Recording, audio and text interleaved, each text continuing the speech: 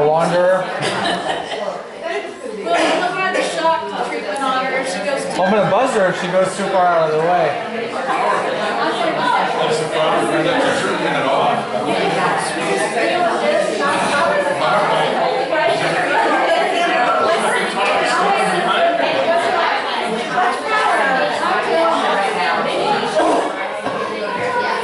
Alright, good afternoon everyone. Welcome to our second of a series of faculty research symposiums. And we appreciate you coming out today to be part of this. I know we have quite a few students. How many of you are undergrad students? Excellent. How many are grad students? Yay, very good. So we really appreciate y'all being here today. You know, what I realized, my name is Debbie Ray, and I'm the Associate Dean for Harris College of Nursing and Health Sciences. I just assume everybody knows who I am, and I shouldn't do that. But what I've noticed over the years of doing these symposiums is, you know, we bring the faculty in, and they do presentations on their research.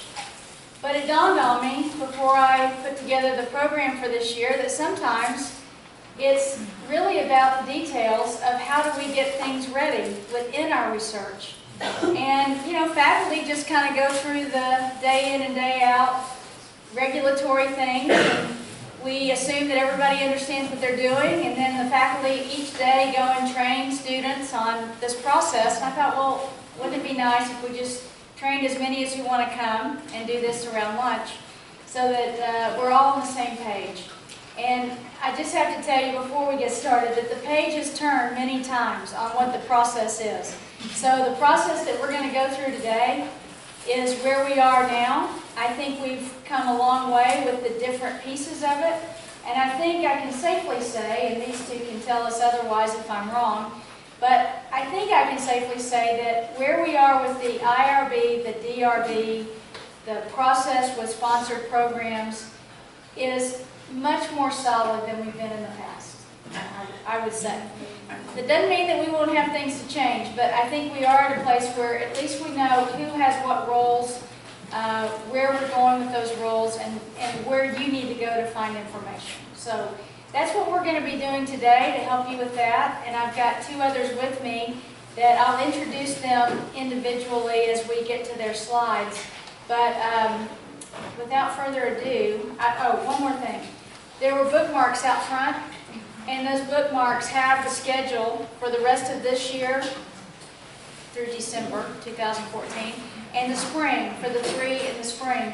And so we finish out in November 14th, with Alex Ripton and myself doing a presentation on a new research project called the LINK Project.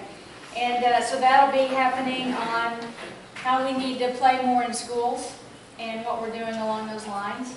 And then in the spring, we've got 3 different symposiums that we'd love for all of you to be visiting. One January 23rd with the nursing group, and Lisa's here today, part of that group on pancreatic cancer survivorship. And then February 13th, we've got Phil in the back there, and he's going to be doing his research on disabilities and health and wellness of kids and adults. And then Emily Lund's also in the room right here, and she'll be doing hers in the spring, March 20th, on cochlear implants and kids, in the world of kids. So, you know, there are lots of areas going on around here, and we're always glad to be able to highlight those. So please come back and see those areas as well. So, without any further ado, what we're doing today is talking about IRB, DRB, sponsored programs. And so the first person on our schedule is Linda Freed, who's the director of sponsored programs. So I'm going to have her come up and talk to you about what's the role, why we do it, what it's about, and I'll let her do that piece, and then we'll move more into how we put research in motion with the IRB and DRB. So Linda, come on. Okay. Do you want me to do your slides for you, or would you like to do it? You go right ahead. Okay, I'll do it. Just go right ahead. Point at me when you're ready for me to go. Flip it. The reason you never know the right answer to any question is because, number one, those answers are always a moving target because we're looking at implementing the institution's adherence to a body of government regulation that changes sometimes on a daily basis, it seems. The other is that 90% of the time when people ask me a broad question, my response is it depends, because there's so many decision trees that you have to go through to come to a final conclusion that when somebody just says, what indirect cost rate do I need to charge on this project, that's not enough information for me to give an answer. So anyway, and that's true with IRB. IRB regulations are in a potentially a big state of flux. The feds are talking about rewriting all the regulations that govern human research. So just because now we know the current set of regs, we're in danger of becoming complacent, and that's, they won't have that. So my office is primarily responsible for working with members of the university community to find external dollars, mostly federal but not exclusively, to support their research activities. And I'm the reason we have to follow all these rules, because once we accept federal dollars for human research, then we have to abide by all the regulations that govern human research. Once we accept federal dollars for anything, we have to abide by this whole large body of government regulations about how we manage our accounting and our purchasing and our personnel, and just goes on and on and on. Sometimes I think I'm the walking rule book, and some people shy away from me because they think I'm the walking rule book, but that's okay. So, look at, this is who we are. We're a small shop. There's just 3 of us. I'm the director. I've been working in research administration for almost 30 years now. A little experience under my belt. Teresa Hendricks, our assistant director, has got somewhere between 15 and 20 years of experience working in sponsored programs. We've both worked in several different institutions, so we come at it with a fairly broad perspective. We're both very active in national professional organizations. So the dirty word, I think, is policy wonk, but that's both of us. So then if you want somebody who can speak English instead of regulatoryese, you talk to Lori, because she's responsible for translating it all. So our function is to help you find money, find funding opportunities, develop proposals to compete for money, route those proposals so that we make sure that they have all the appropriate institutional clearances before they are submitted. And in many cases, we have to do the submission because we are the people authorized by the university to do that on behalf of you and the university. Then once you've got the money, if you need to make modifications or apply for an extension or move money around in your budget, we work with you and the funding agency to make sure that that gets done and gets done properly. So in order to accomplish that, my office has subscribed to several resources that are available to the entire campus community that you can use to get started thinking about finding funding. The first is SPIN, which stands for Sponsored Programs Information Network. You have handouts on your table. I don't know that there's enough necessarily, but if not, we can get copies. SPIN is a global database of funding opportunities. It's not restricted to the United States. It's not restricted to any particular group of institutions or any special kind of work. They claim to be comprehensive. Probably not, but they're pretty darn close to it. I'm sure anybody can be comprehensive. But you can log into SPIN from any university computer. It recognizes the IP address of the computer, so you don't have to have a password at that point. Once you're in, you can create a password. Once you've got that done, you can access the system from anywhere. It's a fairly simple Boolean search system. It's not overly difficult to use. It does, on almost any search, return a whole lot of results that might seem kind of overwhelming to somebody who's not accustomed to ferreting out the ones that are actually a good fit. We also subscribe to Grant Search, which is part of our membership in the Grant Resource Center, which is a Washington, D.C. organization that I lean on very heavily, particularly because we're a small office. They have staff who are experts in each of the major funding agencies. So when I have a question, that's the first place I go for information. And if I don't have time to ferret out what I need to know, they will do it for us. They also have this funding database that's very user-friendly, very easy to use, not nearly as extensive as SPIN because the opportunities are filtered by GRC staff to include only funding opportunities that fit the profile of the institutions that are members of this group. So that's, if you're a novice, that's where I'd say start, and then we can go to the more difficult one. It's fun to just get on these things and play around, and you are all able to do that. For GRC, you have to have a username and a password, but they're on that handout. I just can't put them on our website so that they're open to God and everybody.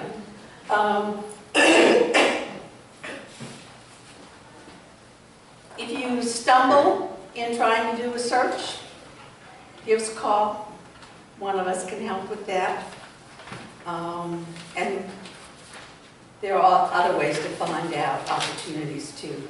This is not, of course, in funding searches. So we have that, and then we also have an institutional membership in the Council on Undergraduate Research, which is a national organization, which I currently serve as the secretary, that supports both undergraduate research and research in predominantly undergraduate programs and departments. So it's kind of two different priorities, but they're a good source of information for funding opportunities, particularly that encourage the incorporation of undergraduates into the research project. They're a good source of information for information about the funding agencies and public policy and where things are going, if you feel a need to keep track of that sort of thing. It's a great networking organization. It's organized by discipline. So within the organization of CUR, you can find people with like interests, and it's a great networking opportunity. And you can become a member of CUR for absolutely no cost, because I've already paid for it. We have what is called an enhanced institutional membership, and you can go to the CUR membership page and sign in, and when you get to the drop-down menu for institutions, click TCU, and there will be no charge added to your membership. So that's something else to think about. It's free. Now, if you don't like it, you can always stop it, but it's a good resource, particularly for undergraduate students and for faculty who are doing a lot of intensive research with undergraduate students. So, that's enough. Too much. Y'all have any questions for her at this point on sponsored programs? You can ask again at the end, but if there's anything, okay. All right, thanks, Linda. Okay, so our next piece is on the IRB, and he and I are going to switch off one slide and then another, and then he's going to come back again. Dr. Dan Southard is our IRB chair this year. And, yeah, it's good. I'm just happy that you don't have the job. So I'm going to have him come up, and I'll keep controlling for you there. Yeah, please do. Yeah, please. Come on up, and he's going to talk about why we have an IRB kind of thing, and then I'll talk about DRB, and then I'll take it back to you. I've read the new regulations that Linda was talking about, and I've decided that when they go into effect, that's going to be my retirement date. Because I don't want to deal with the new ones. IRB is a committee that actually reviews all of the research at the university that involves human subjects. So if you are doing research that involves human subjects, and it's probably, in this unit at least, just about all of your research. If you think it deserves a IRB, or you're not sure you should send it in, make out a protocol and send it in anyway.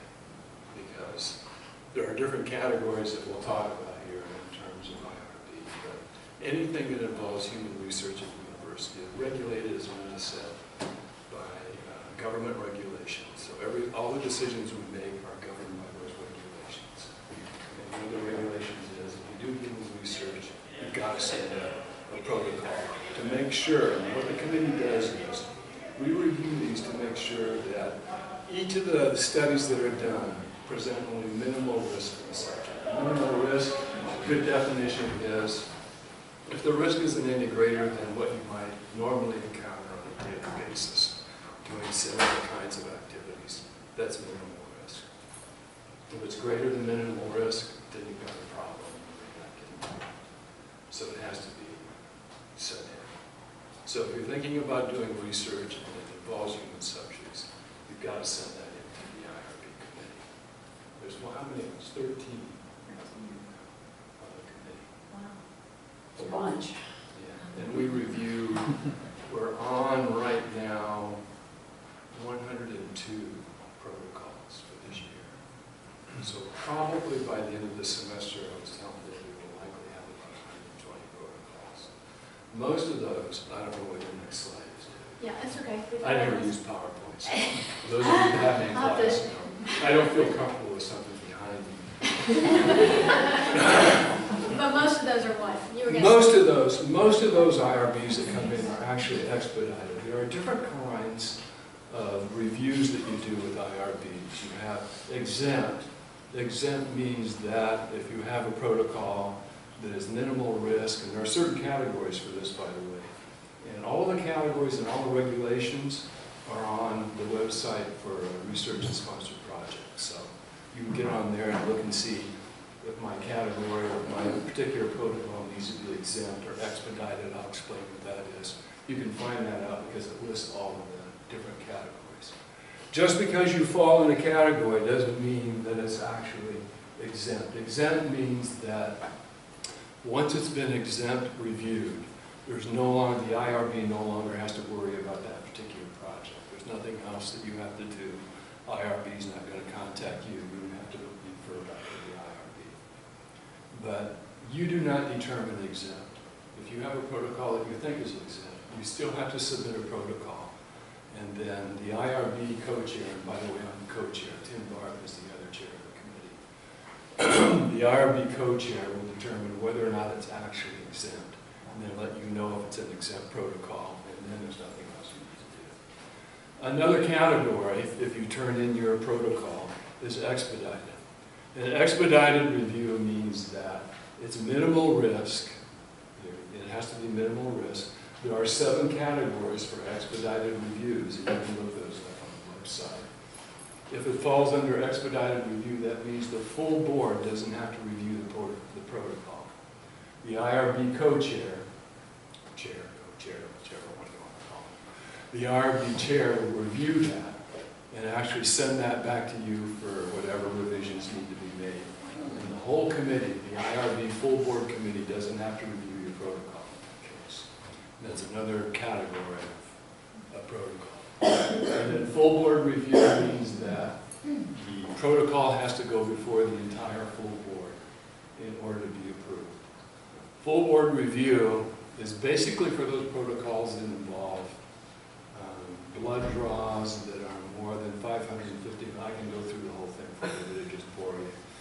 550 milliliters in an 8-week time, not more than twice per week, 110-pound subject, normal health, you know. I've done this so many times that I've got it down. So, like blood draws, if they're beyond a certain amount, that has to go full board.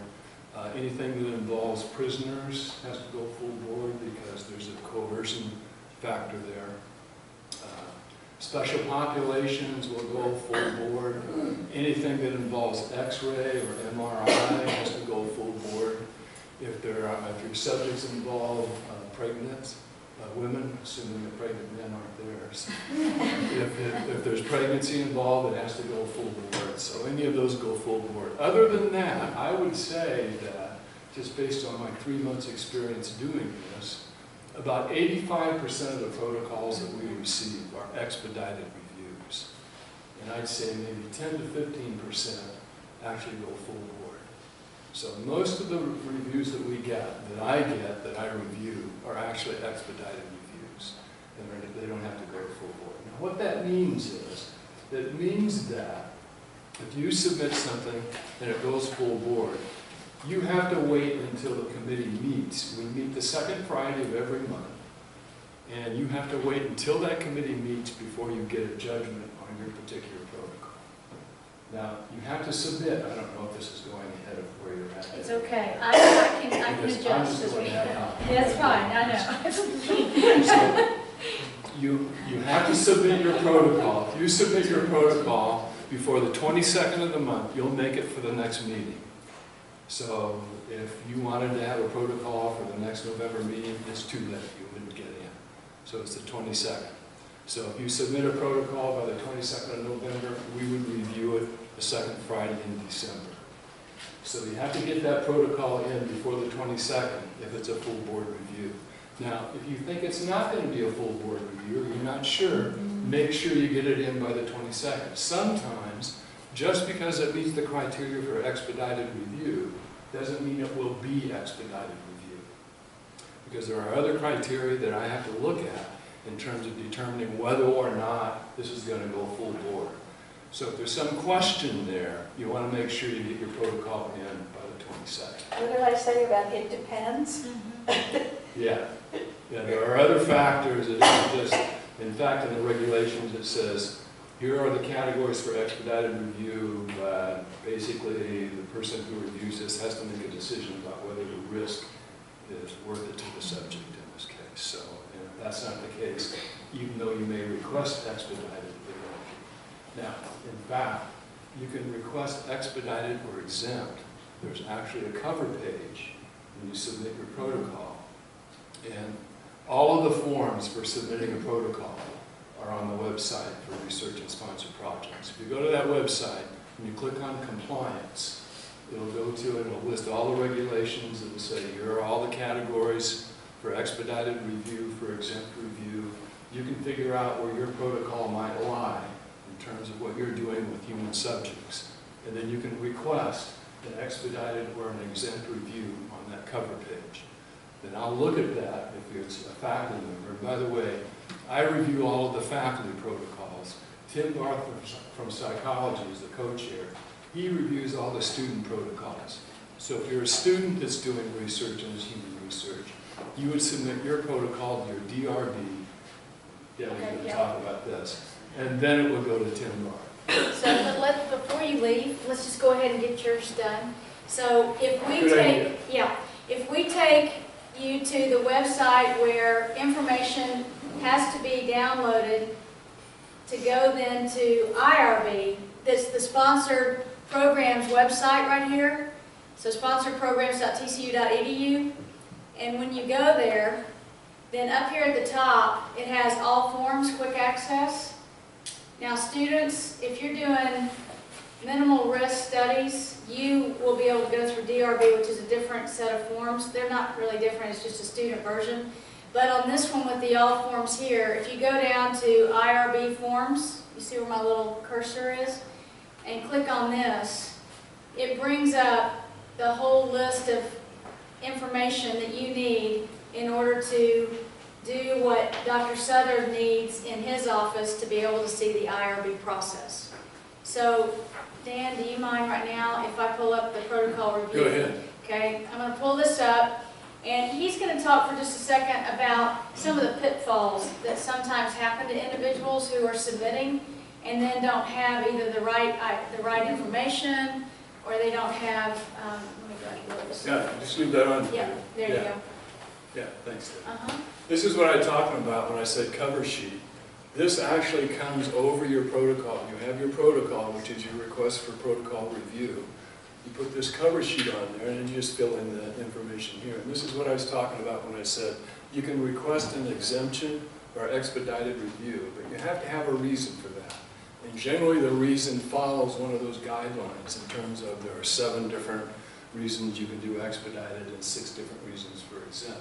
Those are all listed in the research and sponsor projects, just like Debbie's showing you here. And you can, Oh, if you you go want that back, back up? Debbie, yeah, you Yeah, can go back. let me get it back up. Oh, this PowerPoint's kind of handy. You like that? So, you're a student of mine, you know what I'm talking about. So if you go, instead of those overheads. You just need me in there to run it for you. Yeah, that's true. You'd have to pull up and put the screen down and everything. So, yeah, if you request exemption or expedited review, it would go in here and you'd actually put the reason for that. And the reason should be one of the reasons that are listed on that website, one of those 7 reasons. Okay, so here's your, Go ahead. yeah, so here's your form.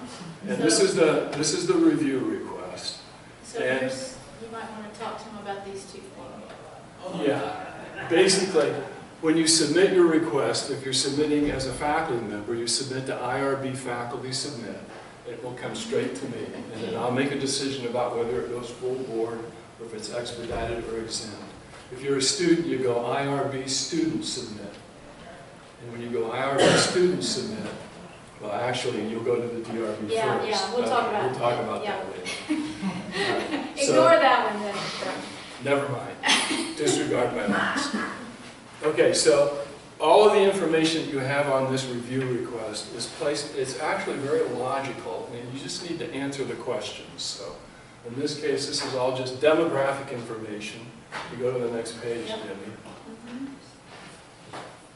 Okay, this is asking for the information that I would need in order to determine whether or not your protocol is going to be approved expedited or going full board.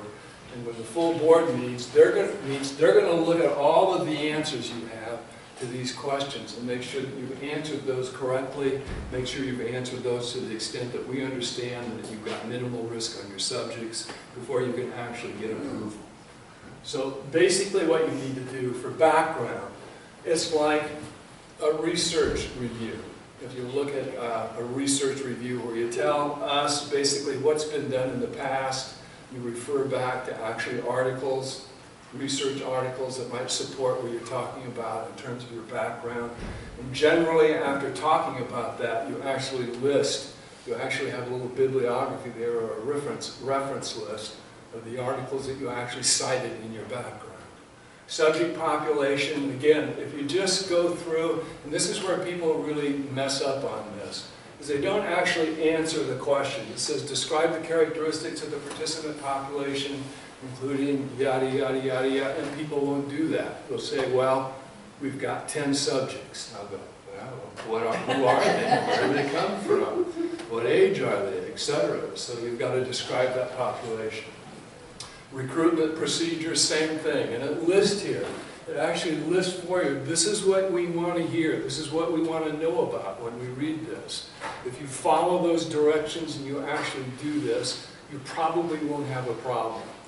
And where protocols have a problem and we start talking about it for an hour, hour and a half, and we got to list this long things that you got to do to correct, those of you that have been on the committee like Charles know what I'm talking about. All right?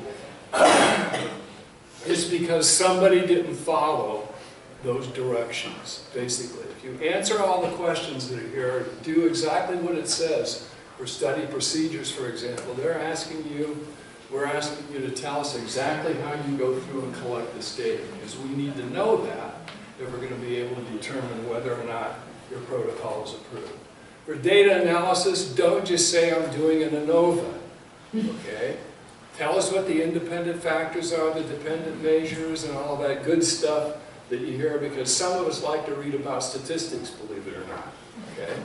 So put that in there. Don't just, when in doubt, explain more than you think you need to explain, because you can't go wrong doing that. Okay, potential risk and precautions. This may be one of the most important, number 16, one of the most important parts of your protocol is to make sure that you explain that very well. If there's risk to the participant, you've got to explain how you're going to minimize that risk.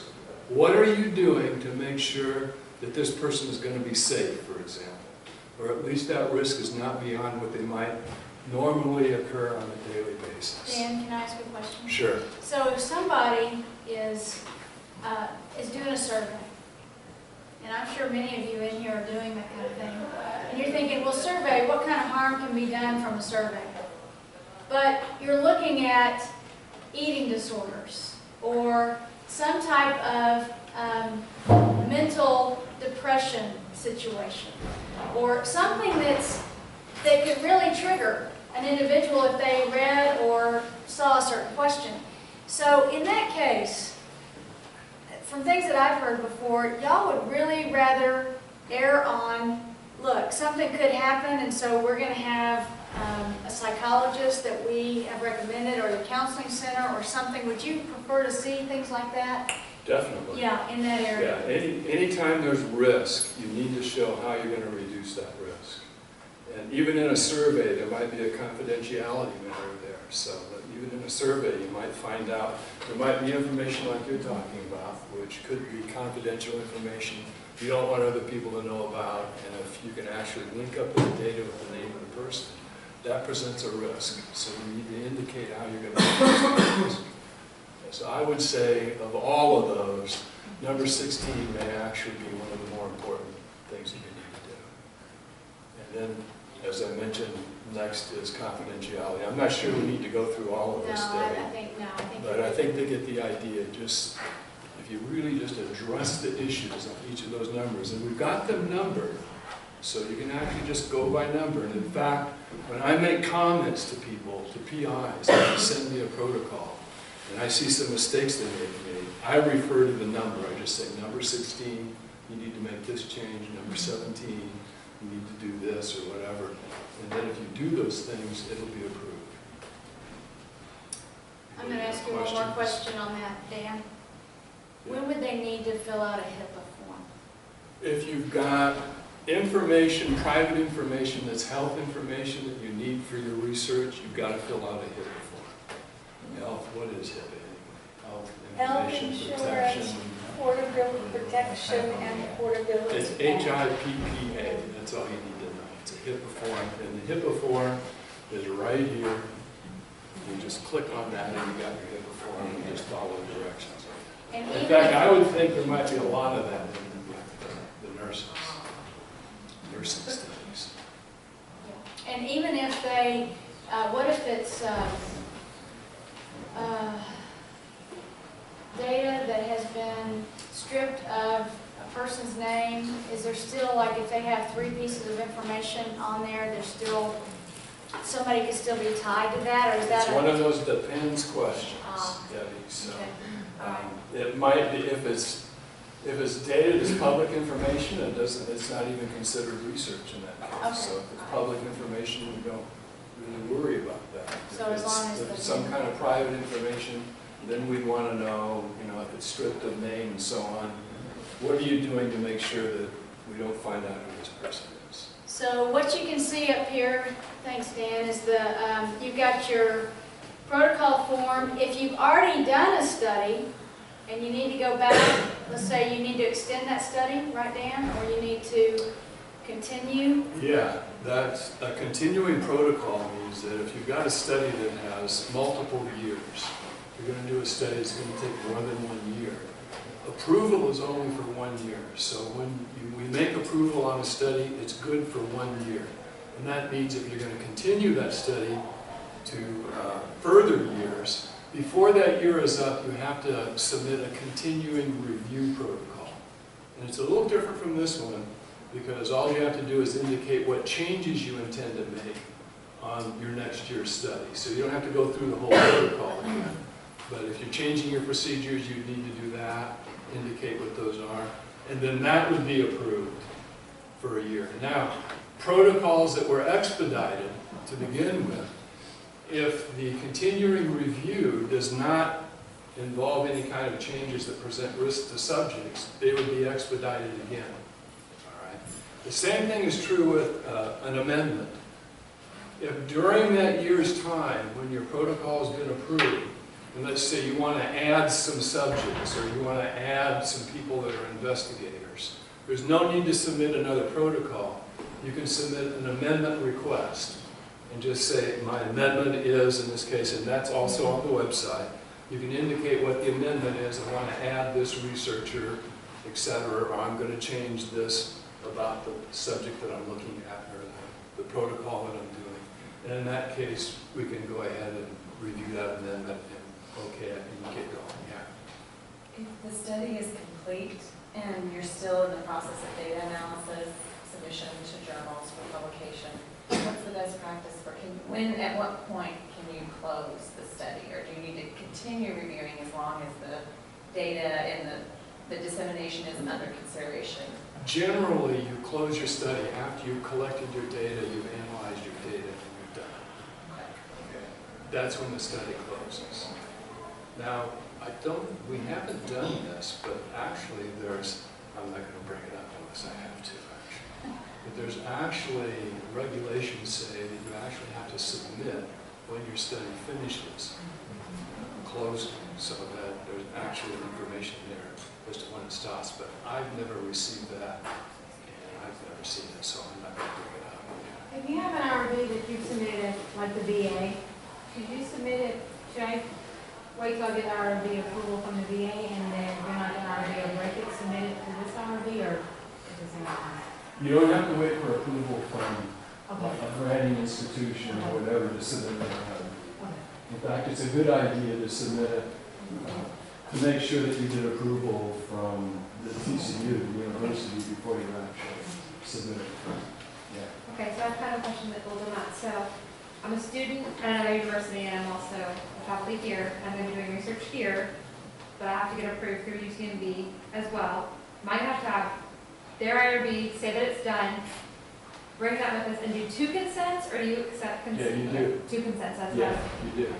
Now, so if we don't have them, to my knowledge, but you can have written documents between universities that say that if this has been approved by your university, we'll go ahead and let you be the primary IRB. Okay. And so we'll just sign off on it, so we don't have to review that. But we don't have those documents to my knowledge.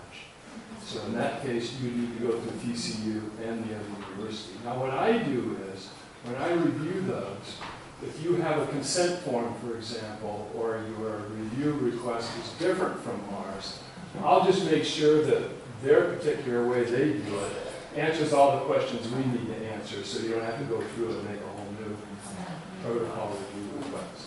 No, no. Do you all, so you said you meet the second Friday of every month. Is that Yeah. during the summer as well? We have one meeting during the summer, and it's usually in June, and then that covers the rest of the summer, and then the next meeting is September. And then what about expedited for like the Christmas holiday and stuff? You can tell I'm thinking about when they have things done.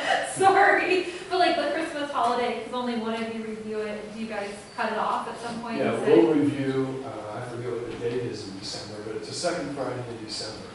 And then we won't review again in terms of the full board review until second Friday in January. Of course, that may change because our schedules change each semester. So we're going to try and keep the same schedule, but if we can't get a quorum during those times, it'll change. And all of those will be on the website. What about for expedited? Do you review over the break? There is no date for expedited or exempt reviews. You can turn those in any time. But like I said, you don't determine whether it's expedited or exempt. I have to determine that. So I was just don't trying make the to- mistake of saying, well, I know this is going to be expedited, so I'm going to turn it in after the 22nd. And then I say, no, this isn't expedited. And upset. I was thinking maybe you took a holiday sometimes. Mhm. I was trying to be respectful for you. We don't let him have any time off. Just because you submit doesn't mean you do it. Still take So, the holiday's gonna happen whether or not you know it or not. It'll take place. Okay, the other thing that is on here is with the consent form, there's also a parent permission document. And the one thing we haven't talked about is what if you're using Qualtrics for a submission with consent instead of a hard copy consent? And Dan, do you want to? Yeah, you can. It is possible to get verbal consent, and it's possible to get consent without a signed document. That's possible, depending on what the research study is. And in some cases, you don't have people sign it because it actually is an identity problem. So in those cases, you wouldn't have the person sign it anyway. So it is possible, like on surveys, you can say, the fact that you return the survey is your consent to actually participate in the study. And what I look for is, before they actually return that particular survey, is that they have information about what the study is about, etc., which is similar to what you might see on a consent form. So they don't have to sign it on the case. That's possible. Yeah, thank you. All right, I'm going to talk about DRB, which is Department Review Board. And this came into effect a few years ago when we realized that there were a lot of protocols that were coming from student research that were minimal risk, and they were flooding the IRB box. And it was like 300 protocols that were coming through the ranks, and it was slowing down our system big time. So this process has really been trying to work out all the kinks over the past few years. And so what you need to understand about our college is our college may do things differently than another college on campus. That's first and foremost. But secondly, whatever our colleges are doing are approved by Tim Barth, who is the co-chair of the IRB. My representation as Associate Dean for Harris College is the Research Associate Dean. Therefore, with the DRB, these Department Review Boards, every department has a review board. That review board does the initial examination of protocols, consent forms, training certificates, and so forth, making sure everything's there and that they really are minimal risk, and a student is in charge of the study. The mentor is on that protocol, but the student is the first author on that protocol form.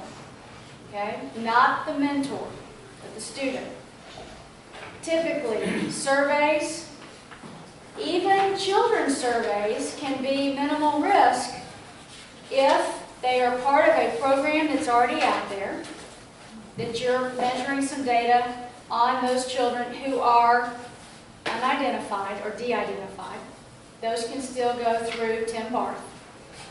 And so there are things that can still go through them, but that's something that the review boards will look at. Then those are submitted to me from each of the department review boards. And then from there, I submit them to the DRB review submission email, which is Tim Barth. Then when those responses come back out, they come to the mentor, the student, me, and whoever the chair of that DRB is for each of the departmental levels. So why do we have DRB? We have that to take a load off of IRB. They are student-driven research. Mentors, faculty cannot use the student to direct their research. I know that that's something that seems like this would be a lot of fun to do, but no, you cannot do that, right, Dan? As far as I know. If it's a student's research, that's great, but if it's a faculty research and you say, hey, will you put this on your protocol, send it through, it's really my research, but no, we don't do that. When a student is now approved for this, it has gone through a process that takes a shorter amount of time than the IRB does. So when we think about how an IRB goes through, you heard that it was every second Friday of the month is when they are reviewed through the committee. There are exempt, expedited, and full reviews that go through protocols for the faculty. But for students, there's only one process, and those can be submitted at any time. There's not a date. And from the date that it's submitted, we try to get a turnaround of 2 to 2.5 weeks max. Okay? Now that does not, we are not in control of the department review boards of how long it takes them to get something out to me. But we would hope that there would be a 1-week turnaround on the department level and then a 1-week turnaround on my level with Tim Barth. That's what we're shooting for. But it could be up to 3 weeks depending on when it gets to me, when it gets to Tim, when it gets back to you. Does that make sense? But it still could be shorter than, it could be up to a 1-month turnaround for the IRB, which this could be up to 2 weeks shorter on that. What do we do? He's already talked about minimal risk, unless y'all have a question about that. Yeah. Could you clarify the process for a student who's doing a project that would not be considered exempt? So that's going through DRB? That's not. So it would have to go IRB? It's not expedited. Yeah. Yeah, if it's not expedited. So it would be something that's collecting blood data. Right, I understand Oh, the category that would make it, or the criteria that would make it go into that category, but a student project that cannot be expedited. Has to go to the IRB. Right. So, but at that point then, the faculty member has to step up as the primary, Right. but the student as the Yeah. co-PI or So the co-investigator. student would not be listed as that prime. Yeah, let's say you submit, you think it's going to be a student project, and you submit it, it goes through Tim Barth. Tim Barth would read that and see that, well, this is something that really needs to go full board because it can't be expedited. In that case, he'd send it back and say, this needs to go before a full board. You'd have to submit it with the faculty members. That's the way that would work. If you already know that that's going to happen, you can just go ahead and submit that with the faculty members. Sometimes we've gotten the reverse. A faculty member has felt like they had to be the primary investigator on the student DRB, and that can't go through either. So you can't have a student as the primary investigator on an IRB protocol, and you can't have a faculty member as the primary investigator on the DRB protocol. Does that make sense? Okay. So where do you find, let me skip on over here, where do you find the DRB information? Is at the Harris Research website. Have all of you been to that site before? harrisresearch.tcu.edu, and when you get there, there's a student section, the student research right here, and you just go to the student IRB, and for the protocol, you would go to this section here, and for the consent, you go to this one. The confusion on the consent document for most students that I get emails from is when you click on it, it has all the directions for how to do a consent form, and then the hot link is at the bottom of that form. That's how I know if you've been reading or not.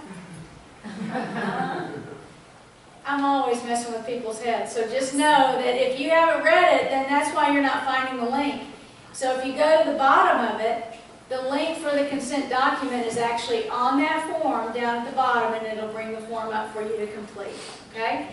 If you need other forms like HIPAA, you need a parent permission form, you need all those other forms, then you go back to the sponsored program site where I showed you the quick access forms, and you can see the same things there, all right? When it comes to the submission process for COSD, is it still Maria Munoz? So Maria Munoz for COSD is the chair of that committee, and that's who it would be submitted to first. They would go through their review, then Maria would then submit a form to me. For graduate students, it seems that that Chris Watts has been submitting those to me, but maybe they're going through Maria back to Chris and then on to me. For Kenise, it's Gloria Solomon, and she routes the information to the review board, or the committee through Kenise, and then that comes to me after the approval's been done at the departmental level. And just to give you an idea, just because it's approved at the departmental level, that's just approved to be submitted to the higher level. That's not approval of your study, okay? It's just approval to the next level. Then it comes to me, I look at it to make sure nothing's missing, that it still looks expedited to me, it looks like it really is minimal risk, because I want to save the headache of it going to Tim Barth, and Tim Barth sending it back a week later saying this does not fit the protocol, and now you're out another week and you may have missed a deadline with IRB, and now you're way behind. So if you have any question at all, what I would suggest is you either email Dr. Souther or you email me or Dr. Barth and find out if the kind of criteria that you have is going to be more than minimal risk, so that you can go ahead and send it through the IRB process if you need to. Most of the mentors should know that, but if they don't, that should not be a question they're afraid to ask. I mean, anybody should ask one of us if this is something that we determine to be more than minimal risk, because especially the student protocols, it has to be minimal risk or it's not going through our protocol. That's just a bottom line. Once it gets to Tim, and again, do not submit directly to him. He will not answer, and it'll sit there and rot. And let me just tell you, if it goes to Tim and rots, and then you come back and say, well, where is the protocol, and you didn't submit to me, I can't help you either. I mean, I can say, well, it needs to come through me, and then I'll submit it to Tim, and away we go. But I cannot go back and say, well, that's Tim's fault. No. I've always told y'all the route to the success, and that is through the Yellow Brick Road, not all the way to the Wizard. All right. And I told you how long it'll take. Now, once the process begins, this is an interesting thing because, you know, we think, well, as long as we get the protocol accepted, we're gravy. Now we can just go and do what we want to do. No, that's not the case. What if your protocol changes? You're en route and you go, I'm going to have to change my pool. I can't continue to try to get cyclists or a certain group of people with a certain type of speech issue, or my children age population has to change. Something's changing. You don't just go and change and say, oh, well, it doesn't matter. They've approved me, so everything's good. At that point, that's when you have to submit the changes. And students, you have to do that too. So students, if you have a protocol that's been expedited, it's the minimal risk, it went through DRB, you still have to bring it back through me. I'll send it back through Tim, and Tim will amend the protocol with a new letter that's approved it with the changes. Each time we're putting these things into a file that's going into a SharePoint file for each of the departments that keeps record of all this. If you don't do that, and heaven forbid there's an adverse event that happens, you're out on that tree limb all by yourself hanging. We can't protect you at that point. Okay? I hope you're hearing me loud and clear. If there's an adverse event, you need to report it, but it better be along the lines of what your protocol said you were doing in the first place. And if there's a change, make the change, as small as it is. I had a student 2 weeks ago that submitted 2 changes. Here's where they were. Instead of 10 subjects, we're going down to 8. I mean, it's not a big deal, but it's still a change, right? And the second one, it had to do with, they were adding a word in the question, in the survey. But it still was changing what was approved. Now, it was an easy fix. All you have to do is resubmit your protocol form with highlighted where the changes are. Tell me at the beginning in the email what they are. I forward right to Tim, and then he submits the letter back to you. Okay? It's really, really easy, but these are changes, and when there are changes, you need to make those changes, so we don't have any issues as things go forward, right? I hope. I have one question. It's about if you were to have in the protocol, if you weren't to complete everything that's in the protocol, that you were approved and you did one section of it. Oh, So in yeah. other words, you don't need that kind of approval. You get your approval, but it's if you make changes that would be above and beyond, or in a variation that would be, I don't know if I'm explaining No, myself. you are, very well, and that's true. But yeah.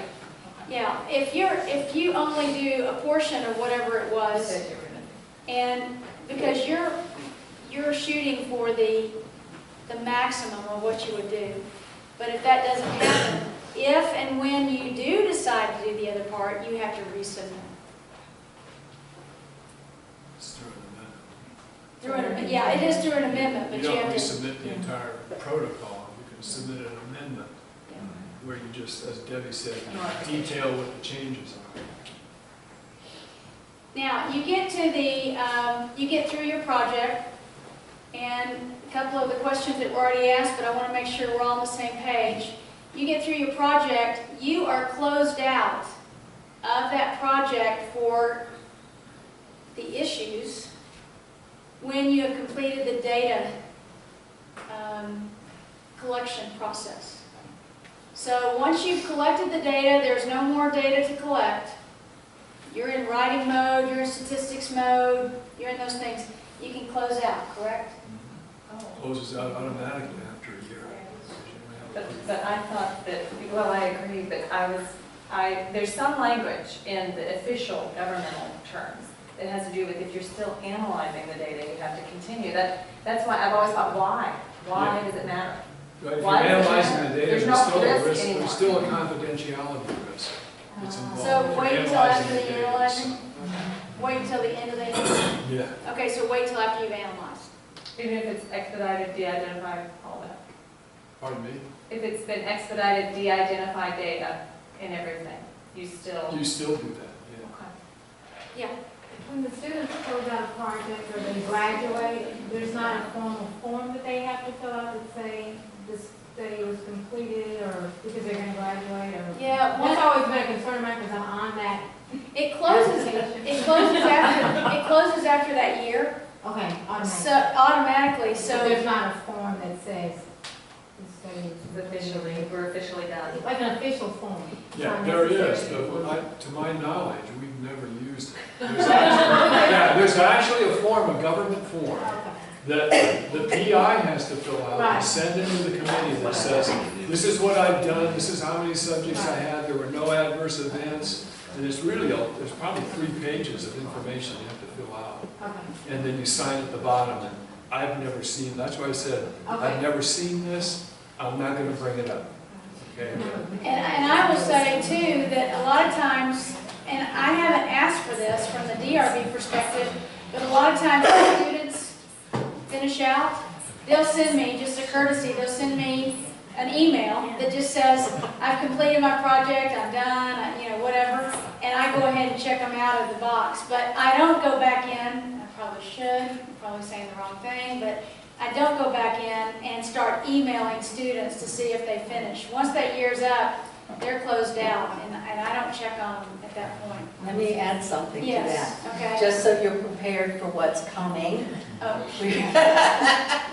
Is we are in the process right now of implementing an online submission system that's founded in a database. So we can do a much better job of tracking and record keeping and all of that. which one? Which system? Which system? We've gone with admin systems. And it's had to have a lot of customization because our DRB process is pretty unusual. When that's in place, that database will automatically generate closeout letters and reminder letters that your expiration date is coming up. If you need to do a continuation, it has to be in by such and such date, all that stuff. So I'm hoping, among other things, that it will significantly reduce the time involved in getting the clerical aspects of managing all these profiles under control. Lori, I'm really excited about I bet she is, because she won't have to do as much Yeah. detail on the Yeah. front end. This is the presentation, so we're at a point now, other questions that you have about the process, other questions about the difference in IRB, DRB, sponsored programs, how these things all work. For any of us, we can all answer questions. Anything else? I want to make sure, it's the database for IRB and the student, the IRB and the DRB? Yes. Okay, just think- I couldn't Yes. sit here. Yes, it will encompass both processes. Because ultimately, when Tim Barth approves a proposal that's come through the DRB, that means you have approval from the IRB. So, and right now, we're depending on the departments and the colleges to track the To be DRBs and don't have that information in any central location. Now we'll be able to have it both places. That'll be good. Charles? When you were reviewing the protocol, the only category you didn't mention was benefits. And Oh, yeah. under benefits, it's not the gain of disciplinary knowledge, it's not an incentive. Those are not benefits. It's benefits to the individual participant. And So like a gift card? No, not incentives- necessarily. Oh, not an Not incentive. necessarily. Yes, it can. It can include the incentive? It can, well, no, the incentive is not really a benefit. It's not a benefit. compensation for time and trouble, Right, is what the incentive is. right. But the benefit, and something you need to understand that we haven't really addressed, is that IRB review is basically grounded in a set of ethical principles. And the fundamental ethical principle that takes precedence over all others is that any research that's done on human beings must have some benefit. If there's no benefit, it's not ethical research, and the IRB can't approve it. Now, that benefit, if you're students, in some ways you're off the hook, because part of the benefit is that we're training the next generation of researchers. But that's a benefit to you. You need to think about benefits to the participants. You need to think about benefits to your research program in terms of the advancement of knowledge. And you need to think about benefits to society as a whole. But there has to be some benefit, or the IRB can't approve it. So that's something you really need to keep in mind. And as someone who works in part-time in a pediatric center, I know our IRB is Cook Children's is very conservative, and one of the benefits, at least under that IRB, the first benefit has to be to the participant. How will they potentially benefit from being in that study?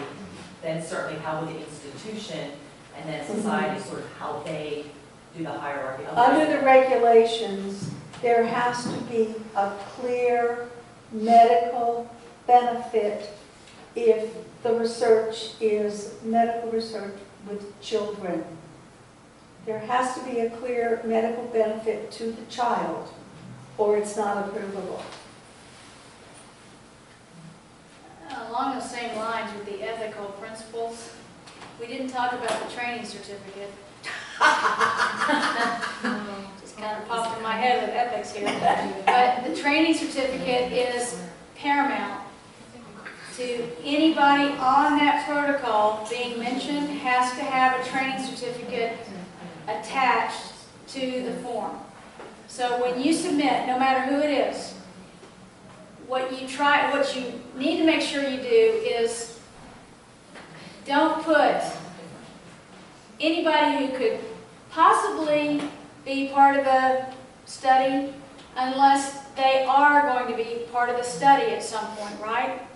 But if you're just putting people down so you don't have to go back later and amend the protocol, they all have to have submitted their NIH or their city certificates, training certificates, to that so that you can attach them to your protocol for approval. You will not be approved without your training certificate, your mentor's training certificate, and everybody else you mentioned on there as researchers on that protocol.